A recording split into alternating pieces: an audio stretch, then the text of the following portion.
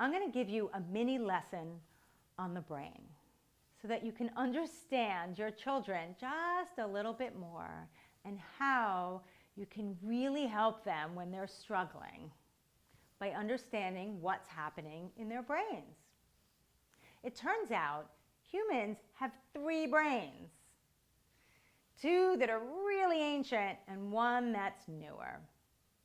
Thanks to brilliant Dr. Dan Siegel, he came up with this hand model of the brain.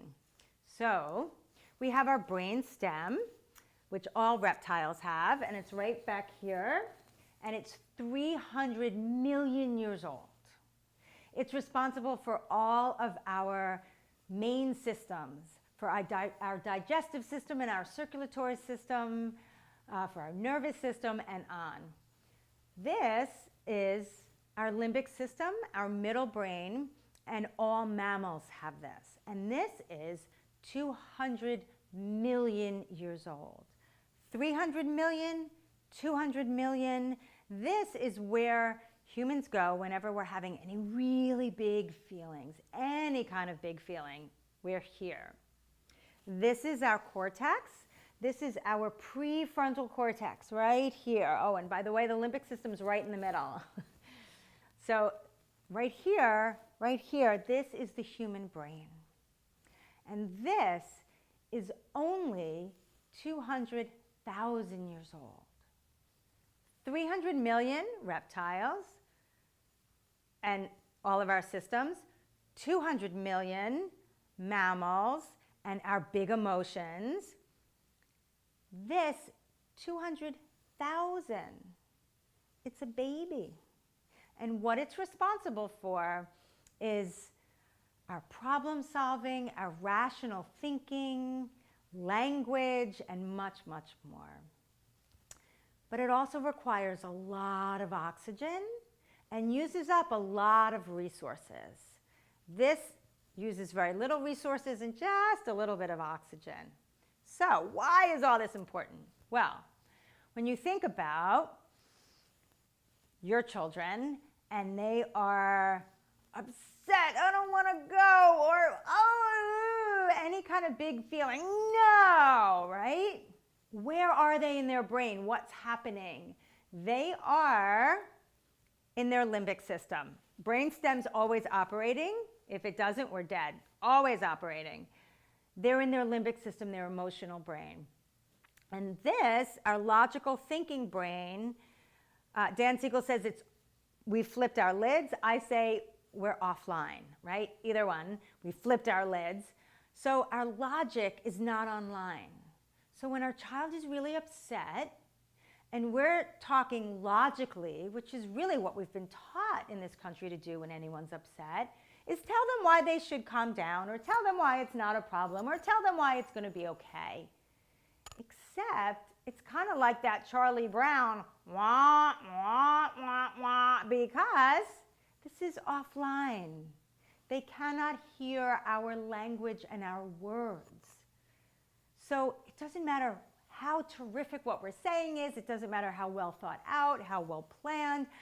We could be giving them diamonds.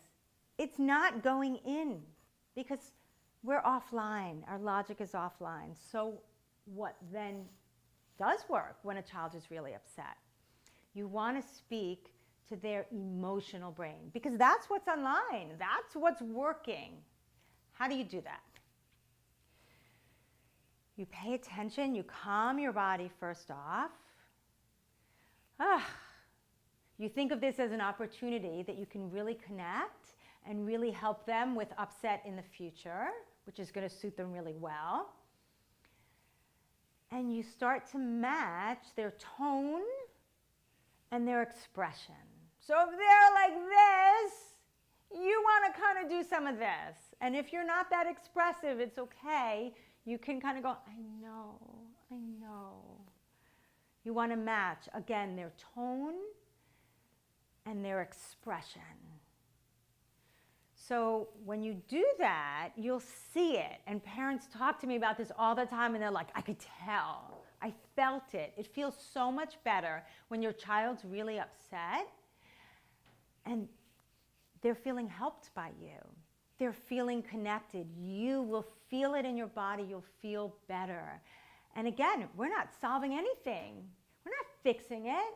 And that's not what we want to do. We don't want to fix it for them every time. How are they going to learn? One, to fix it themselves. But before we can fix it, we have to be able to sit with feeling upset or angry or frustrated. We have to sit with those feelings to figure out what to do. We don't want to just push them away or pretend they're not there, because we then never learn how to deal in life when things are hard or disappointing or frustrating, and they are all the time. Sometimes in little tiny ways, sometimes in really big ways. Our job is to help be with our children in those upset feelings so they learn how to be in those upset feelings when we're not there. So, we want to speak to the limbic system. And when we do that, and I came up with the ABCs: acknowledge, believe, and cope. Acknowledge the feeling, right? So that's, again, they've flipped their lid, their logical brain is offline. We want to say, you're really upset. You're disappointed. You don't want to go.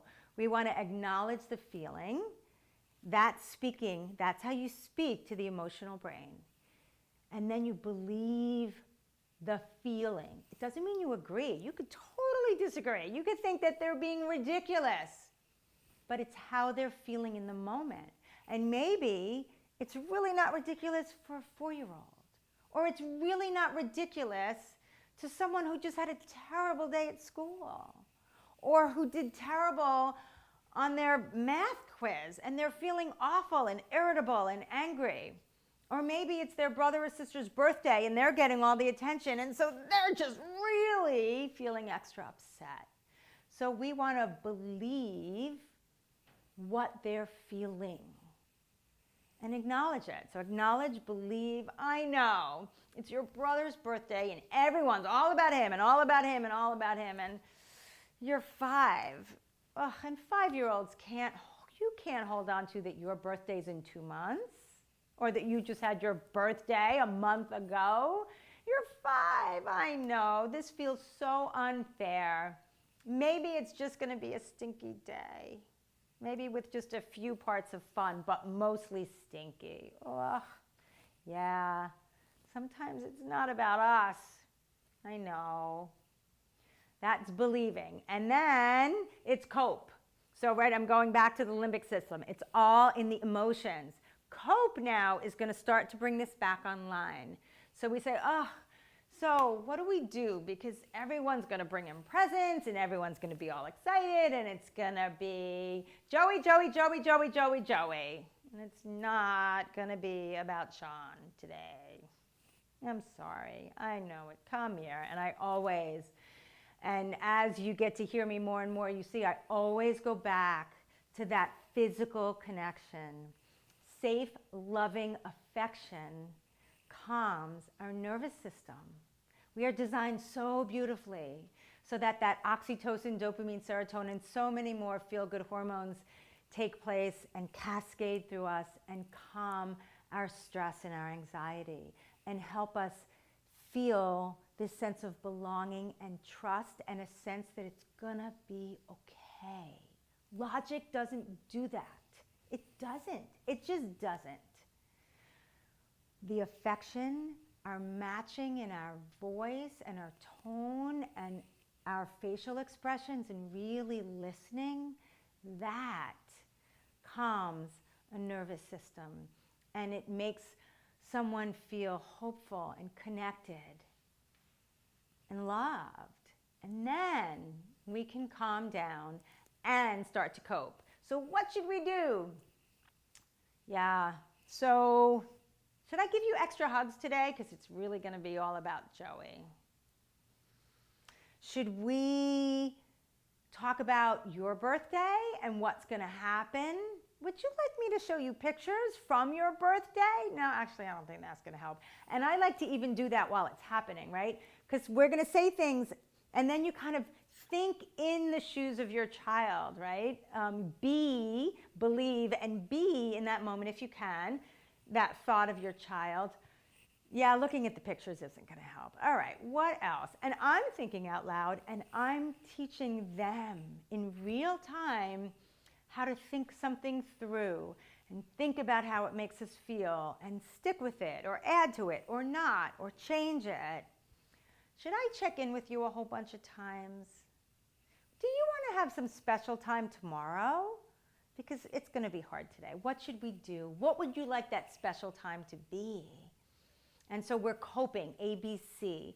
And in the coping, you want to go back and forth. You did acknowledge, believe, and cope. You want to go back and forth between the believe and cope and believe and cope and believe and cope. And literally why we're doing that is you want to to bring this down and put it back online, you've got to keep connecting to the emotional brain, and that's the believe. So it's, I know. Should we try this? I don't know.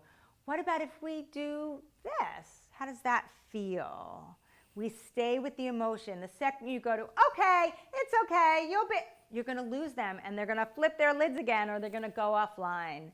Humans need to be believed when we're upset about something. It doesn't mean we give into it, but we listen. So another thing that I always say, and we say at my practice, is all feelings are allowed, but not all behavior is allowed.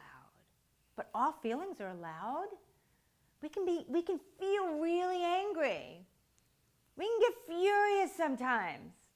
And then we calm down and we feel better. But in that moment, right? So we can want to kick someone. We can't kick them, right? We can be so angry at our kids sometimes, but we don't lay a hand on them. But we can want to. We can feel intensely, but we don't act on those feelings. We think about and talk about and wonder about those feelings, sometimes just in our heads and sometimes with someone else. And that's what we teach kids. So when they pick up a rock and they want to throw it, we want them to go, oh, wait a minute. Wait, I shouldn't throw it over there. There's cars over there. There's a pond. I can throw it in the pond. I'm really angry. What can I do with these feelings? That's what we want to create.